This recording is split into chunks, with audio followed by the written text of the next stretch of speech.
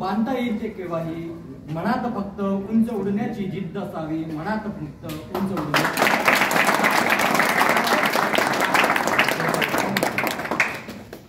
कदाचित या वसतिगृहामध्ये प्रवेश केल्यानंतर मनात अनेक असंख्य असे प्रश्न मनात असतील. कदाचित ती वाटचाल आमच्यासाठी थोडीशी कठीण असेल. कदाचित विचार करा की जेव्हा आम्ही 10वी 12वीची परीक्षा उत्तीर्ण होतो, 10वी 12वीची परीक्षा उत्तीर्ण झाल्यानंतर शिक्षणाची पुढील वाटचाल करण्यासाठी आम्हाला मार्ग नसतो. मार्ग असतो तो समाज सुधारकांनी करून दिलेल्या या मार्गाचा, आणि मार्ग दिसतो तो वसतिगृहाचा. हा वसतिगृह आमच्यासाठी काय आहे, हा पहिला प्रश्न स्वतःच्या मनामध्ये आला पाहिजे. कदाचित जेव्हा मला 10वी मध्ये 90% पडतात आणि 90% पडल्यानंतर मी जेव्हा वसतिगृहासाठी धावपळ करतो, मला माहित असते की माझं पडकं घर आजही माझी वाट बघत आहे. शिक्षणापासून वंचित असताना मला शिक्षणाचा अधिकार या समाज सुधारकांनी दिला. जिथं या शिक्षणाची नीव ठेवताना महात्मा फुले, शाहू महाराज आणि डॉक्टर आंबेडकरांनी जी चळवळ उभी केली, त्या चळवळाच्या वाटचाल म्हणून आज हे वसतिगृह उभे राहील. कदाचित इथं बसलेला प्रत्येक विद्यार्थी हा कुठून तरी संघर्ष करून आलेला असावा आणि या संघर्षाची जाणीव त्याला असायला पाहिजे. कदाचित 10वी मध्ये 90% घेऊन तो 11वी मध्ये वसतिगृहात प्रवेशित झाला असेल, 12वी मध्ये 80% घेऊन तो वसतिगृहामध्ये प्रवेशित झाला असेल, पण प्रवेशित झाल्यानंतर त्याच्या आयुष्याचे काय होते हे त्याला समजलं पाहिजे. नेमकं विद्यार्थी हा 90% घेऊन पास झाल्यानंतर वसतिगृहातून तो काय घेऊन जातो हा प्रश्न त्याच्या मनात असायला पाहिजे. 80% घेऊन आलेला 12वीत विद्यार्थी जेव्हा वसतिगृहातून 60% घेऊन जातो, तर या वसतिगृहाला सुद्धा त्याची लाज वाटायला लागते. कारण की जो विद्यार्थी या वसतिगृहात आल्यानंतर या वसतिगृहाचे स्वप्न असते की इथून जाणारा हा आमचा विद्यार्थी भविष्यात कुठेतरी काहीतरी करायला हवं, पण ते वसतिगृहाचे स्वप्नच असते. आणि आमच्यासारख्या प्रत्येक विद्यार्थ्याला ते स्वप्न पूर्ण करायला पाहिजे. कारण की या 4 वर्षाच्या या टाइम पिरियड मध्ये, या 4 वर्षाच्या कालावधीमध्ये, या 3 वर्षाच्या कालावधीमध्ये या वसतिगृहाने आम्हाला सर्व काही दिलेले असते. मी घरी असताना कधीच 2 भाज्या खाल्लेल्या नाही. मी घरी असताना कधीच अंडे केळी खाल्लेले नाही. मी घरी असताना कधीच दूध पिलो नाही. मी घरी असताना कधीच अशा सोप्यासारख्या गादीवर झोपलो नाही. पण वसतिगृहात आलो, मी या सोप्यासारख्या गादीवर झोपलो. दररोज सकाळी दूध पिलो, दररोज सकाळी अंडे केळी काय नाही जे नको ते सगळे खाल्ले.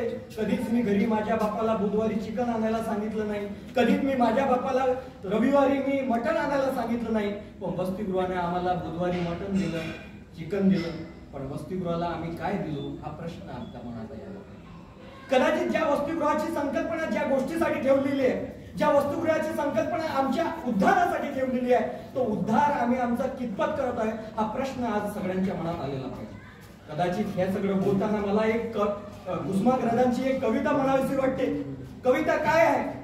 ओळखलं का सर मला, ओळखलं का सर मला पावसात आलंय कोणी, ओळखलं का सर मला पावसात आलंय कोणी, कपडे होते कर्दमलेले केसांवरती पाणी. ओळखलं का सर मला पावसात आलंय कोणी, कपडे होते कर्दमलेले केसांवरती पाणी. 100 बसला नंतर हसला बोलला वरती पाहून, 100 बसला नंतर हसला बोलला वरती पाहून. गंगा माहुणी पाहुणी आली गेली घरट्यात राहून. माहेर वाशी पोरी सारखं 4 भिंतीत नाचली, मोकळ्या हाती जाईल कशी बायको मात्र वाचली. भिंत खचली चूल विझली, होते नव्हते ते सगळे गेले. भिंत खचली चूल विझली, होते नव्हते ते सगळे गेले. प्रसाद म्हणून पाचण्यांमध्ये पाणी मात्र ठेवले. कारभारींना घेऊन संगे आता लढतो आहे, कारभारींना संगे घेऊन आता लढतो आहे. पडकी भिंत बांधतो आहे, चिखल गाड काढतो आहे. खिशाकडे हात जातात हसत हसत उठला, खिशाकडे हात जातात हसत हसत उठला. पैसे नको मला जरा एकटापणा वाटला. मोडून पडला संसार तरी मोडला नाही कणा, मोडून पडला संसार तरी पडला नाही कणा. पाठीवरती हात ठेवणी फक्त लढवणा, पाठीवरती हात ठेवणी फक्त लढवणा. ही संकल्पना ही लढण्याची संकल्पना काय? जेव्हा मला 10वी मध्ये 90% पडतात, पण मला माहित असते की माझी घरची परिस्थिती कशी आहे.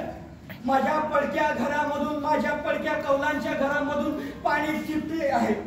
माझ्या आई बाबा दिवस रात्र मेहनत करून, दिवस रात्र उन्हातानात मेहनत करायला जात आहेत. 90% पडले, पण शिक्षणाची वाट अजूनही सुकर झालेली नाही. अशा वेळी काय, मला शहरात जाऊन शिकायचं आहे, मला शहरातल्या पोरांची बरोबरी करायची आहे, पण पैशाची टेन्शन भाजत आहे. ही टेन्शन दूर करण्याचे काम कोणी केलं? वसतिगृहाने केले. मग या वसतिगृह ज्या तुमच्या सगळ्या गरजा पूर्ण करतो, या वसतिगृहाच्याही काही मागण्या असतील, या वसतिगृहाच्याही मागण्या आपल्याकडून काहीतरी आपल्याला खुणावत असतील. हा वसतिगृहही आपल्याला काहीतरी खुणावून सांगत असेल की मी तुला एवढं काही दिलो, तुझंही काहीतरी घेणं देणं माझ्याशी पडतंय. आणि हे घेणं देणं ठेवून, मनात ठेवून आम्हाला हा संकल्पना, हा वारसा पुढे चालवत न्यायचा. वसतिगृह म्हणजे फक्त खाण्यापिण्याची व्यवस्था नाही. वसतिगृह म्हणजे फक्त सुख सुविधा उपलब्ध करून घेण्याची व्यवस्था नाही. वसतिगृह हे दुसरं तिसरं काही नसून तुम्हाला मिळालेली संधी आहे. संधी कसली? तुमच्या पडक्या घराला सिमेंटच्या भिंती उचलायची, तुमच्या दिवस रात्र अहोरात्र मेहनत करणाऱ्या आई बापाला सावलीची माया दाखवायची. हा वसतिगृह काय सांगतो? हा वसतिगृह तुम्हाला सांगतो की तुम्हाला उठून कुठेतरी तुमच्या मायबापांना एसीची हवा दाखवायची आहे. तुम्ही इथं पंखेत बसलेले आहात, तुम्ही इथं लाईटचा वापर करत आहात, तुम्ही इथं आरोचा पाणी वापरत आहात, तुम्ही इथं नको त्या सगळ्या संधी सुख सुविधा वापरत आहात. पण त्या सुख सुविधेचा वापर तुम्हाला तुमचे भविष्य उज्ज्वल करण्यासाठी वापरायचा. हा समाज जो विस्कटलेला आहे, हा समाज जो भटकटलेला आहे, या समाजाप्रती काहीतरी घेणं देणं ठरते. कारण हा समाज आपला पालन पोषण करत आहे, ही भावना सदैव मनात असली पाहिजे. म्हणून मला काय म्हणायचं वाटते, कोण पोचलंय आपल्या अंतिम ध्येयापर्यंत? कोण पोचलंय आपल्या अंतिम ध्येयापर्यंत? प्रत्येकासाठी थोडं आकाश बाकी आहे. कोण पोचलंय आपल्या अंतिम ध्येयापर्यंत? प्रत्येकासाठी थोडं आकाश बाकी आहे. तुम्हालाच असं वाटते की तुम्ही उडण्यास सक्षम नाही, पण मला खात्री आहे तुमच्या पंखात ती भरारी अजूनही बाकी आहे, ती भरारी अजूनही बाकी.